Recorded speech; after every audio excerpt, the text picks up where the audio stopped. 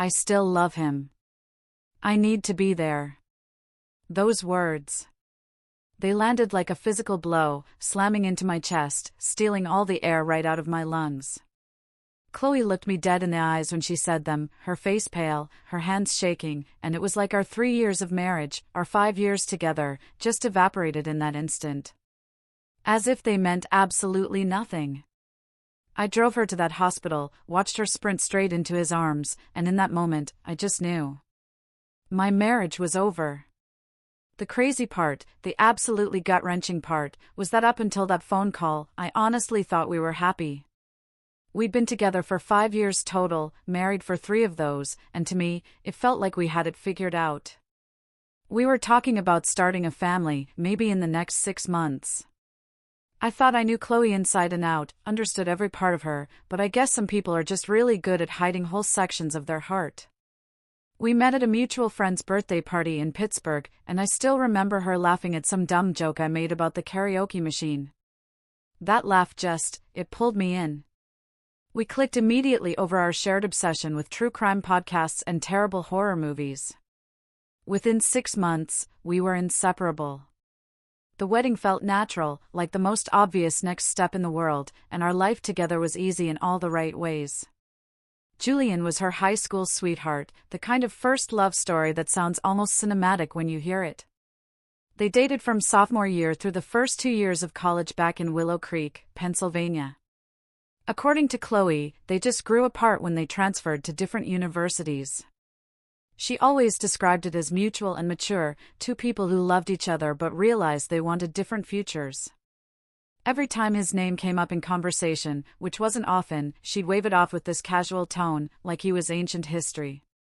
She'd say things like, "We were kids. We didn't know what we wanted." And I never had a reason to doubt her. I'm not the jealous type, and I certainly never felt threatened by an ex from over 7 years ago, so I never asked too many questions. Honestly, I didn't think I needed to. But looking back now, there were moments that should have bothered me more than they did. A few months before everything exploded, I noticed she'd get this weird, distant look whenever someone mentioned Julian's name at gatherings, especially since we had a few overlapping friends from her hometown. Her phone became this constant companion that she'd flip over whenever I walked into the room. And she started staying up later than usual, scrolling through something she'd quickly close when I asked what she was reading. I chalked it up to work stress because she'd just started a new project at her marketing firm, and she seemed tired all the time. Then there was this one night, about 6 weeks before the hospital incident. We were watching a movie, and I reached for her hand, and she just didn't really respond.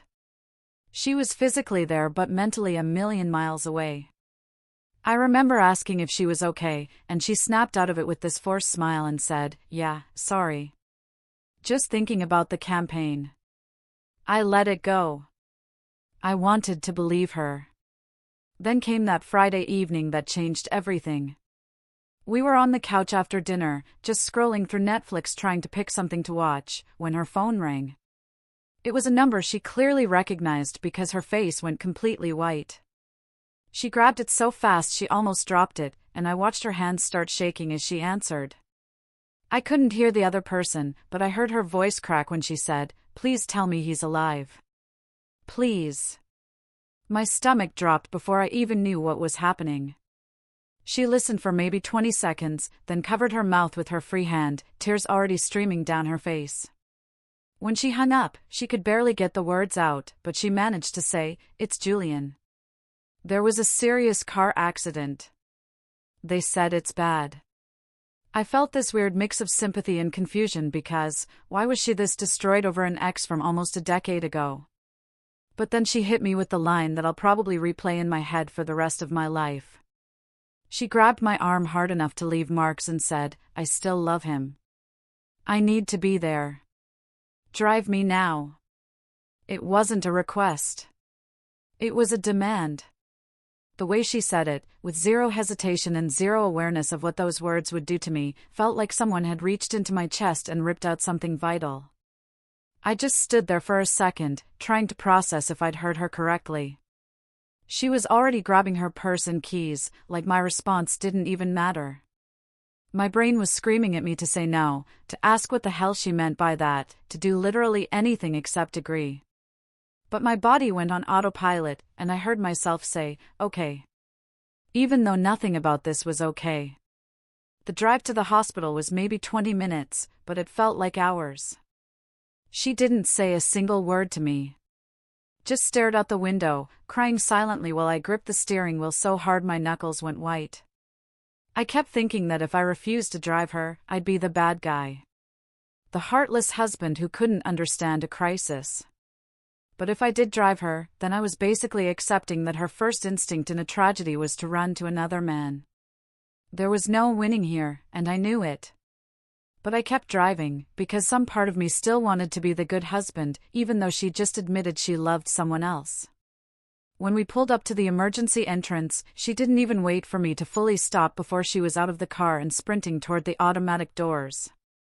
I parked and walked in a few minutes later, following the signs to the ICU waiting area, and that's where I saw them. Chloe was wrapped in Julian's family's arms, his mom stroking her hair while she sobbed into some woman's shoulder. Then Julian's dad guided her toward a room where I assumed Julian was. I watched from maybe 30 feet away as she went into that room. Through the window, I could see her grab his hand and lean over his bed. And the way she looked at him told me everything I needed to know. She looked at him the way she used to look at me in our first year together, like he was her whole world. I realized with crushing clarity that I wasn't her husband in that moment. I was just the driver who delivered her to the man she actually wanted. I didn't wait around to see how long she'd stay or if she'd even remember I existed. I drove home in complete silence. No music, no podcasts, just the sound of my own breathing and the occasional car passing by. When I got to our apartment in Pittsburgh, I moved like I was in a dream. Pulling out the big suitcase from the closet, filling it with clothes, toiletries, my laptop, and the few things that mattered to me. I left behind the stuff we bought together, the picture frames, the kitchen gadgets, the throw pillows she'd picked out, because none of that felt like mine anymore. I grabbed my important documents from the file cabinet, my passport, my birth certificate, anything I might need for whatever came next. Before I left, I sat down at the kitchen table and wrote out a note on the back of an old grocery receipt, because I couldn't find real paper, and honestly, I didn't want to spend another second searching. All I wrote was, "He can have you now." Because what else was there to say that she hadn't already made clear? I propped it against the coffee maker where I knew she'd see it first thing in the morning, grabbed my bags, and walked out of that apartment without looking back. I drove to a hotel near my office in Pittsburgh, checked in under the harsh fluorescent lights of the lobby, and collapsed onto the stiff hotel bed with my phone still in my hand. Then my phone started exploding. By the time I woke up in that hotel room the next morning, I had 47 missed calls and over 60 text messages. Chloe's name dominated my notification screen, and I watched the tone of her messages shift from panic to confusion to straight-up anger as I scrolled through them. The early ones, from around 2 o'clock in the morning, were frantic, asking where I was and if I was safe. But by 6 o'clock in the morning, they'd turned accusatory, demanding to know how I could just leave without talking to her first. What struck me hardest was that not a single message asked how I was feeling or acknowledged what she'd actually said to me. It was all about how I'd inconvenienced her by not being there when she got home. I didn't respond right away because I honestly didn't know what to say. Instead, I took a shower, got dressed, and sat on the edge of that hotel bed, staring at my phone for a solid 20 minutes before I finally typed back that we needed space. Her response came through in less than 30 seconds. A wall of text explaining that I'd misunderstood everything, that she didn't mean it the way it sounded. She claimed she was in shock and that people say things they don't mean in emergencies. But the problem was, she'd said it with such conviction, such certainty, like those words had been sitting in her chest, waiting for permission to come out. I wrote back telling her she hadn't hesitated for even a second, and then turned off my phone, because I couldn't handle watching her try to rewrite what I'd witnessed with my own eyes. When I finally turned my phone back on a few hours later, her strategy had completely changed. Now she was telling me I was insecure, that I was overreacting to a moment of crisis, that any decent husband would have understood she was just worried about an old friend. She actually used the word platonic in one message, like I was supposed to believe her declaration of love was some kind of friendship statement. The gaslighting was so blatant, it would have been funny if it wasn't completely destroying me. And I realized she wasn't sorry about what she'd said. She was angry that I wasn't playing along with whatever revised version of events she was trying to sell. By Sunday afternoon, the social pressure started rolling in. Her best friend, Megan, sent me a long message about how Chloe was devastated and how I needed to stop being stubborn and come home. 2 of our mutual friends from her side called me, asking what happened. I could tell from their tone that Chloe had fed them some sanitized version where she'd had a family emergency and I'd just abandoned her in her time of need. I didn't defend myself because honestly, I was too tired to explain, and part of me wanted to see how far she'd take this narrative. My brother called that evening, asking what the hell was going on because everyone was saying I'd left Chloe at a hospital. When I told him the actual story, with the exact words she'd used, he went quiet for a long time before telling me that wasn't what people were hearing at all. The only person who seemed to smell something off was my best friend, Liam. We met for coffee on Monday morning before work, and I laid out everything exactly as it happened. No edits, no softening the blow. Liam listened without interrupting. When I finished, he leaned back in his chair and said, "That doesn't track. Something else is going on here." I felt this wave of relief that at least one person believed me. He reminded me that Chloe had been weird for months, distant and distracted. He even mentioned that his girlfriend had heard through the grapevine that Chloe used to talk about Julian, like he was the one that got away. I'd brushed off those comments at the time as just nostalgic reminiscing, but now they felt like breadcrumbs leading to something I'd been too trusting to see. That conversation with Liam planted a seed I couldn't shake. I started replaying moments from the past year. Little things that hadn't seemed important at the time, but now fit into a pattern, the way she perked up when someone mentioned Julian got engaged about 15 months ago, and then how she'd seemed almost relieved around 10 months back when we heard through mutual friends that the engagement had been called off. The weekend trip she took to Willow Creek without me about 4 months ago, claiming it was just a getaway with some old friends. But now I was wondering if Julian had been anywhere near that town. The late-night phone call she'd taken in the bathroom, saying it was her mom having insomnia and needing someone to talk to. I wasn't planning to go looking for proof, because honestly, I didn't want to become that person who snoops through their spouse's things. But life has a funny way of handing you answers when you stop searching for them. On Tuesday evening, I stopped by the apartment while Chloe was at work to grab some more of my clothes, and her laptop was open on the kitchen counter. I wasn't trying to snoop, I was literally just walking past it to get to the bedroom. But a notification popped up on the screen from a messaging app one didn't recognize. The preview was just visible enough for me to read a message about never stopping thinking about someone, and the sender name was just a letter J. My hands were shaking as I moved the mouse to keep the screen from going dark. I knew I shouldn't look, knew this was crossing a line, but I also knew I deserved to understand what I was actually dealing with. The chat thread was long, going back months, and I only had to scroll for about 30 seconds before I had everything I needed. Messages from Chloe talking about choosing wrong and how she should have fought for their relationship, saying Julian belonged with her and not with whoever else he'd been seeing. There were messages about how she thought about their last summer before college every single day. Julian's responses were just as bad, talking about how he'd never gotten over her and how his failed engagement was because he kept comparing everyone to Chloe. There were messages about meeting up when she was in town, conversations about what their life could have been like if they'd stayed together, and plans to see each other that lined up with that trip she'd taken 4 months ago. I didn't read every message because I didn't need to. I'd seen enough. I pulled up my phone and took photos of the screen, making sure to capture dates and context, and then I sent them to my own email before closing the laptop and walking out. The drive back to the hotel was a blur, and I remember my hands being so steady on the wheel. No shaking, no tears, just this cold clarity settling over me like ice water. The grief I'd been feeling for the past few days crystallized into something harder and cleaner, something that felt like acceptance. I wasn't losing my mind, wasn't overreacting, wasn't insecure. I was just finally seeing the truth that had been hiding in plain sight. When I got back to my hotel room, I sat down and stared at those screenshots for a long time. Part of me had hoped I'd find nothing, that I'd feel stupid for doubting her. But instead, I found validation that felt worse than any betrayal, because it meant months of my life had been a lie. She'd been emotionally cheating on me, probably longer than these messages even showed. And she'd been so good at hiding it that I'd never suspected a thing.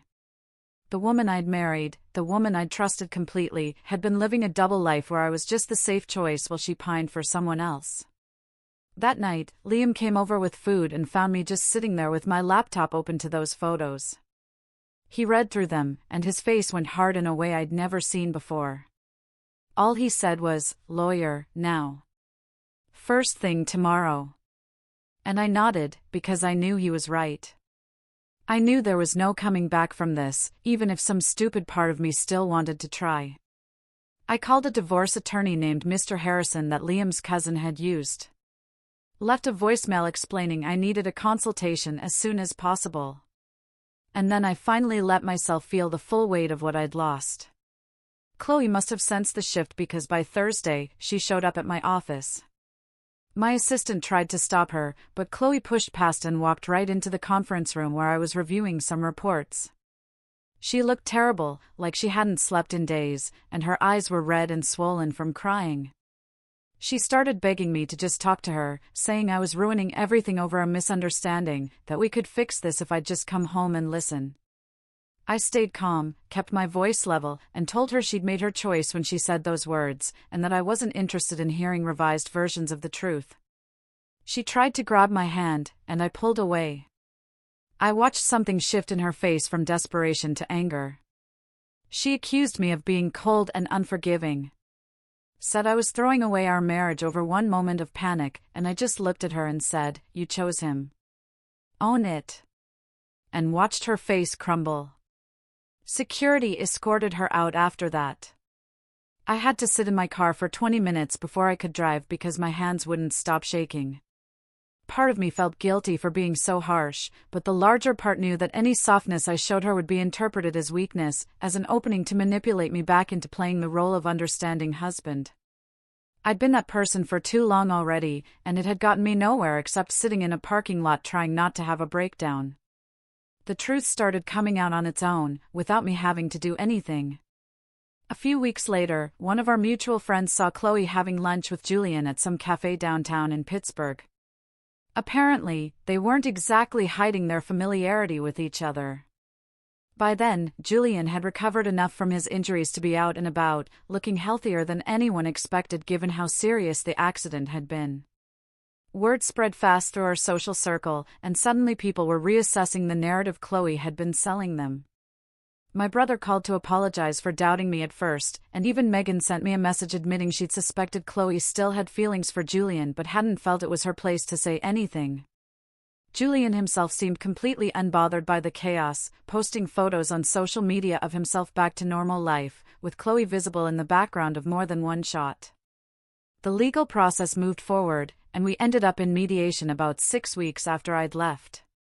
Chloe brought her own lawyer, and the four of us sat in a conference room that felt too small for the amount of tension it was holding. Her attorney tried to paint me as the villain who'd abandoned his wife during a crisis, suggesting I owed her significant compensation for emotional distress. And that's when Mr. Harrison calmly pulled out printed copies of the messages I'd photographed. He slid them across the table, and I watched Chloe's face go pale as her lawyer read through them. Mr. Harrison stated clearly that these messages proved months of emotional infidelity and deception, that trauma didn't type paragraphs about choosing the wrong person, and the room went completely silent. Chloe tried to speak, tried to explain that the messages were taken out of context or that they didn't mean what they looked like. But even her own lawyer looked uncomfortable with the evidence sitting right there in black and white. The mediation ended with a fair split of assets and a timeline for divorce that was much shorter than I'd expected, mostly because Chloe's legal position had completely collapsed once the proof was on the table. I signed the papers feeling nothing, just this hollow sense of finality, like closing a book I'd already stopped reading chapters ago. The months after that were about rebuilding. I found a decent apartment closer to downtown, started going to therapy every other week to work through the betrayal and the gaslighting, and slowly began to feel like myself again. I picked up running in the mornings, which I'd given up when Chloe said she didn't like me being gone so early. Started cooking meals that I actually enjoyed instead of always compromising on her preferences, and reconnected with friends I'd drifted away from during the marriage.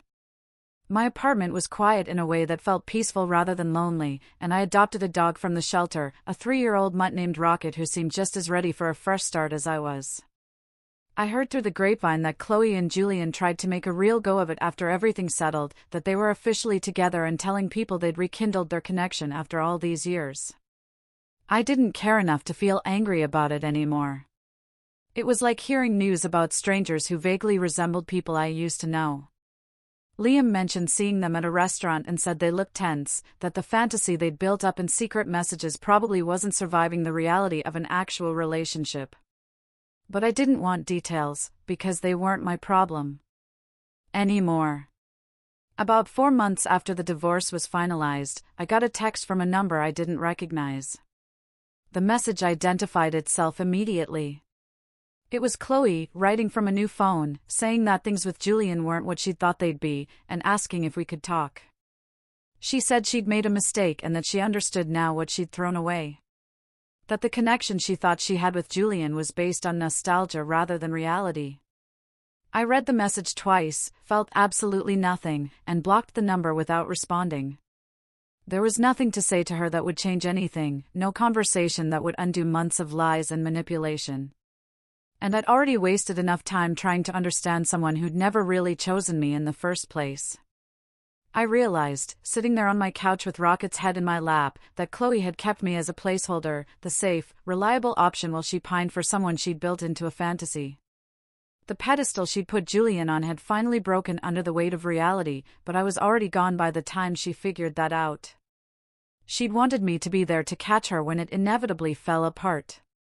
Wanted me to play the role of backup plan one more time. But I'd learned that I deserved to be someone's first choice, or no choice at all. Julian could have her now. And honestly, they deserved each other. I had my life back, my peace back, and for the first time in over a year, I felt like I could breathe without wondering what she was hiding. That was worth more than any apology she could have offered. Worth more than any explanation or second chance. Because I finally understood that the problem was never about me not being enough. It was about her never being honest about what she actually wanted. And now she'd have to live with that choice while I got to move forward without her. What would you have done in my place?